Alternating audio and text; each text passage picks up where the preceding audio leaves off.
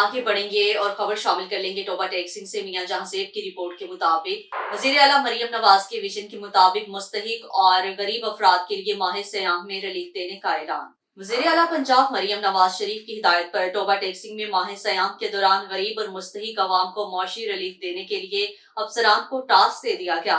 Deputy commissioner Mohammad Naeem Sindhu की जेर सदारत निगहबान पैकेज के इंतजाम के बारे में इजलास। डिप्टी कमिश्नर मोहम्मद नईम सिंधु ने कहा है, निगहबान पैकेज के तहत मुस्तहिक खानदानों में घर घर खुश्क राशन देने के लिए हिकमत अमली मुकम्मल है। रमजान पैकेज के खुश्क राशन में 10 किलो आटा, 2 किलो चावल, 2 किलो चीनी और 2 किलो घी शामिल हैं। 5 मार्च से मुस्तहिक खानदानों की उनकी दहलीज पर राशन फराहम किया जाएगा। उन्होंने कहा है, जिला में 1,32,000 से जायद खानदानों को मुफ्त राशन दिया जाएगा, जिसमें तहसील टोबा टेक्सिंग से 49,418, तहसील गोजरा से 35,925, तहसील कमालिया से 24,400, पीर महल में 23,000 से जायद खानदान शामिल हैं। इजलास में additional deputy commissioner revenue Malikabad Zulqarnain Awan, ADCG Zeeshan लब्बा मसीह, असिस्टेंट कमिश्नर सुमेर अली, नुमान अली डोगर, चारों तहसीलों के तहसीलदार समेत महकमों के अफसरान ने शिरकत की।